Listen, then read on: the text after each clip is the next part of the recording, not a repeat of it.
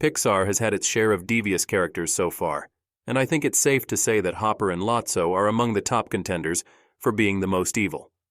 So we have a cruel gangster tyrant extorting from another species and enjoying a life of luxury at their expense. And then we have an oppressive prison warden using his peers as a meat shield and similarly enjoying a life of luxury at their expense. So between the two of them, which one could be said to be more evil?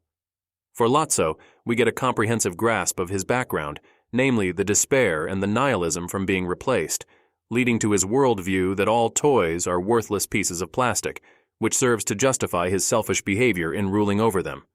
For Hopper, his background is more obscure, but we can get hints based on his present discourse.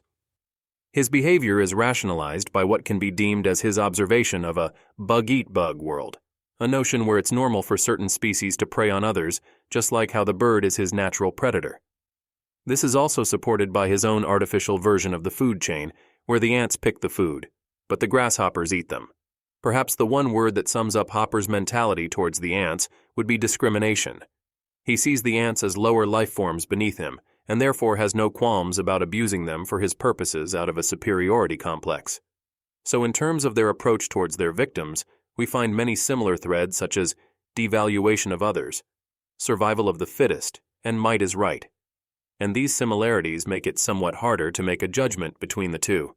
Survival of the fittest is obvious with Hopper, but with Lotso, we also see this somewhat with this promotion criteria to his inner circle after paying their dues. As for their worst deeds, for Lotso, there is the undue pain and torment inflicted on the toys in the caterpillar room, a pain that is not unlike that of a prisoner confined to the walls of a dungeon, except that the toys have the added physical trauma from the mishandling of the kids. Then there's also torture in the form of solitary confinement, a practice known to be mentally detrimental. The film doesn't show it, but it's highly likely that some toys may have met their demise either through the mishandling from the kids or from Lotso disposing them into the trash. Then, on a more basic level, we have his deception towards Big Baby and Chuckles, a reflection of his sentiment that if he can't be loved, then no one else can. And even after being shown mercy from Woody and Buzz in being saved from the compactor, Lotso reveals his callous heart in still condemning them to death. For Hopper, there is the constant extortion of food offerings from the ants. Not only does this require them to toil under the sweltering heat, it takes away from their own resources in preparation for the rainy season. It's unclear but possible that he may have killed some ants in the past to make a point and establish his dominance, a notion that we see at the end when he planned to squish the queen to put the ants in check. And then we also have the deaths of 3 of his grasshoppers, who were killed for not grasping the gravity of the situation. So while the methods and the reasoning differ, it seems that both characters are somewhat in a tie in terms of their mentalities and their actions. But overall, I'd say that Lotso gets the slight edge as the more evil one than Hopper. Of course, on the outset, both of their mindsets are inexcusable and should never be condoned.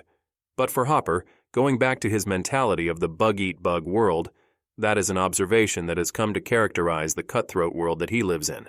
He sees a clear pecking order in the food chain, one where the stronger bugs take advantage of the weaker ones. Needless to say, he is heavily misguided as ants are not organically part of the food chain below grasshoppers, but by and large, the concept of predator and prey is just the way the insect world works, and therefore he tries to emulate this with the ants. Contrast this with Lotso, who is doing this out of nihilism and the feeling of worthlessness.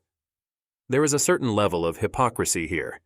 Lotso believes that all toys are worthless, which by extension would include himself, but yet instead of banding together with them to find some common meaning, he decides to lord over them and make them his unwilling subjugates. In other words, for Hopper we can see some correlation between his natural environment and his attitude towards the ants. Lotso, however, has no basis to draw from, and is actually placing himself in a position that is contrary to that of his self-image, which makes it all the more despicable. Then there's the level of tyranny involved in his reign over Sunnyside. While Hopper may exhibit much oppression over the ants, there are at least some moments of relief and freedom in their absence during the rainy season. But for Lotso, his grip of terror is constant throughout, with the toys being monitored 24/7, and if they're not being beaten by day, they're left in cages to languish at night. So in terms of the amount of physical harm inflicted, Lotso also triumphs over Hopper, which adds to him being the more evil of the two.